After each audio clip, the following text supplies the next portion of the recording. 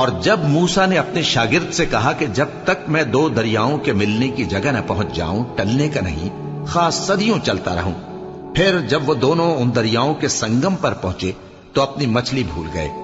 پھر اس مچھلی نے دریا میں سرنگ کی طرح اپنا رستہ بنا لیا۔ جب آگے چلے تو موسیٰ نے اپنے شاگرد سے کہا کہ ہمارا کھانا لاؤ، اس سفر سے ہم کو بہت تکان ہو گئی ہے۔ اس نے کہا کہ بھلا آپ نے دیکھا کہ جب ہم نے اس چٹان کے پاس آرام کیا تھا تو میں مچھلی وہیں بھول گیا، اور مجھے آپ سے اس کا ذکر کرنا شیطان نے بھلا دیا، اور اس مچھلی نے عجیب طرح سے دریا میں اپنا رستہ بنایا۔ موسیٰ نے کہا یہی تو وہ مقام ہے جسے ہم تلاش کرتے تھے۔ تو وہ اپنے پاؤں کے نشان دیکھتے دیکھتے لوٹ گئے۔ وہاں انہوں نے ہمارے بندوں میں سے ایک بندہ دیکھا جس کو ہم نے اپنے ہاں سے رحمت خاص سے نوازا تھا اور اپنے پاس سے ایک خاص علم بخشا تھا۔ موسیٰ نے ان سے جن کا نام خضر تھا کہا کہ جو علم اللہ کی طرف سے آپ کو سکھایا گیا ہے، اگر آپ اس میں سے مجھے کچھ بھلائی کی باتیں سکھائیں تو میں آپ کے ساتھ رہوں۔ خضر نے کہا کہ تم میرے ساتھ رہ کر صبر نہیں کر سکو گے، اور جس بات کی تمہیں خبر ہی نہیں اس پر صبر کر بھی کیسے سکتے ہو؟ موسیٰ نے کہا اللہ نے چاہا تو آپ مجھے صابر پائیے گا، اور میں آپ کے ارشاد کے خلاف نہیں کروں گا۔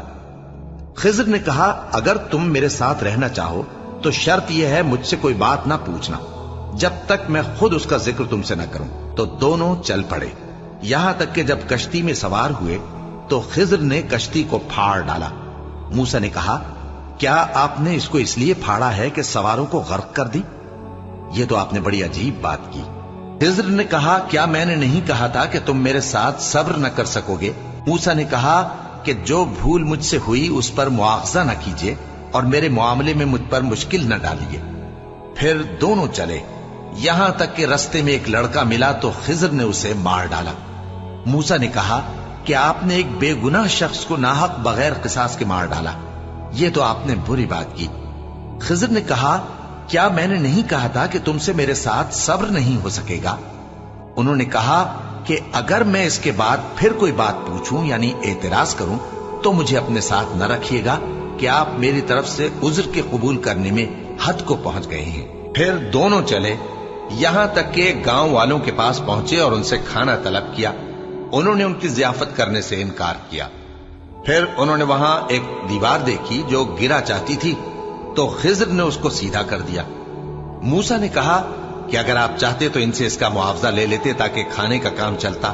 خضر نے کہا کہ اب مجھ میں اور تم میں علیحدگی، مگر جن باتوں پر تم صبر نہ کر سکے میں ان کا تمہیں بھید بتائے دیتا ہوں کہ وہ جو کشتی تھی غریب لوگوں کی تھی جو دریا میں محنت کر کے یعنی کشتیاں چلا کر گزارا کرتے تھے، اور ان کے سامنے کی طرف ایک بادشاہ تھا جو ہر اچھی کشتی کو زبردستی چھین لیتا تھا۔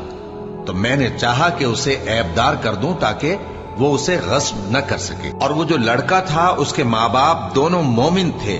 ہمیں اندیشہ ہوا کہ وہ بڑا ہو کر بد کردار ہوگا تو کہیں ان کو سرکشی اور کفر میں نہ پھنسا دے، تو ہم نے چاہا کہ ان کا پروردگار اس کی جگہ ان کو اور بچہ عطا فرمائے جو اخلاقی پاکیزگی میں بہتر اور محبت میں زیادہ قریب ہو۔ اور وہ جو دیوار تھی سو 2 یتیم لڑکوں کی تھی جو شہر میں رہتے تھے، اور اس کے نیچے ان کا خزانہ دفن تھا، اور ان کا باپ ایک نیک آدمی تھا۔ تو تمہارے پروردگار نے چاہا کہ وہ اپنی جوانی کو پہنچ جائیں اور پھر اپنا خزانہ نکالے۔ یہ تمہارے پروردگار کی مہربانی ہے، اور یہ کام میں نے اپنی طرف سے نہیں کیے، یہ ان باتوں کی حقیقت ہے جن پر تم صبر نہ کر سکے۔